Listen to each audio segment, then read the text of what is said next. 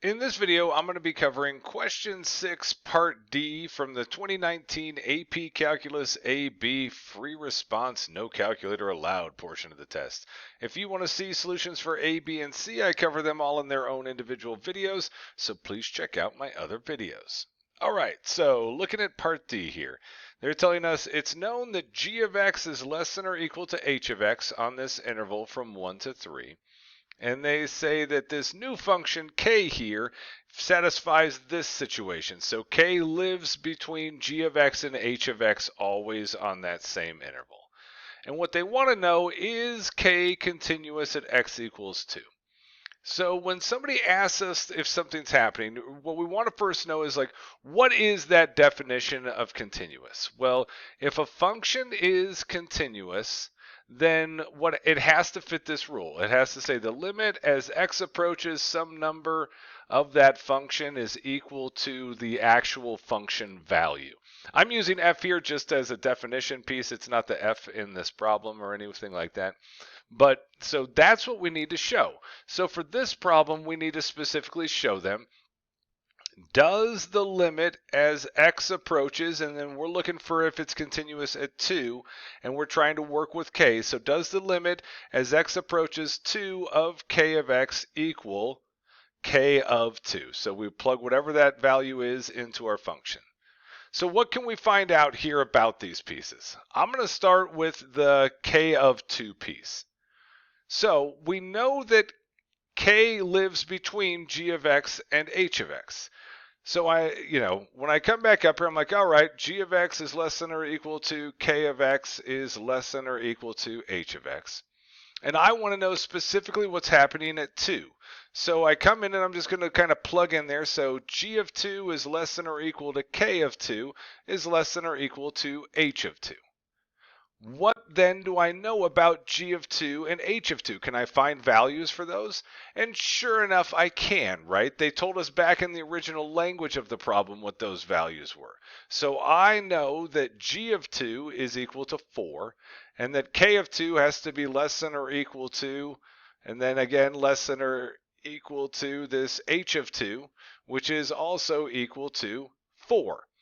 Well, if this side equals 4 and this side equals 4 and k of 2 has to be in between those two things or equal to those two things, then we know for a fact that k of 2 also has to equal 4. So coming down to our definition for continuity here, we know that k of 2 has to equal 4. Now let's start dealing with the limit. And so this is really, this feels like the squeeze theorem, right? This is exactly what's going on in this problem. We're really applying the squeeze theorem over and over again.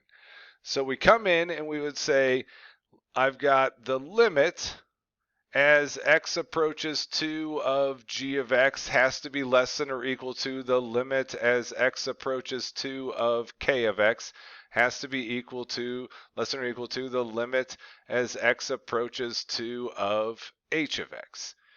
So what can I say about these limits here? Well, we come back up to the language of the problem, and it told us that these functions were differentiable.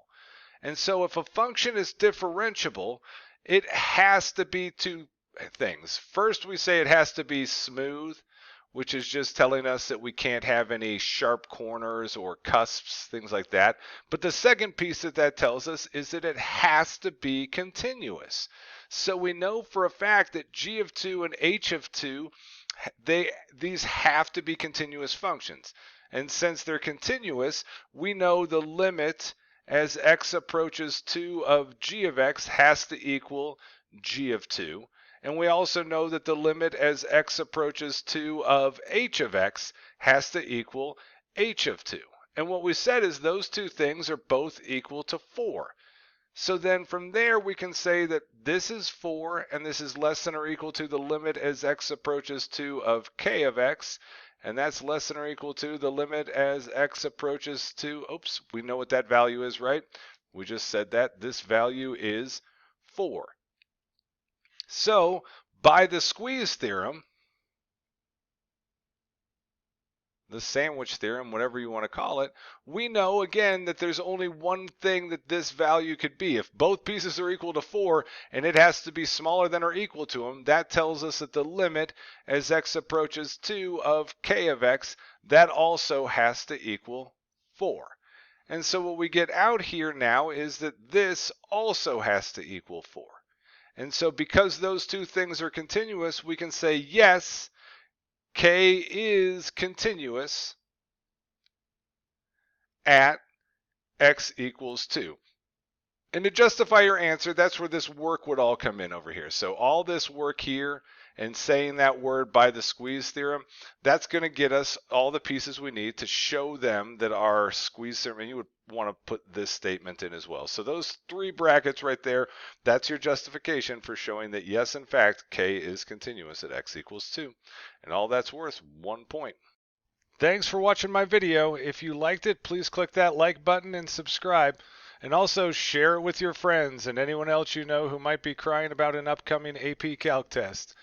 You can find more videos from me, more sample AP Calc questions, and my complete AP Calc study guide over at my website, apcalcprep.com. Have a great one.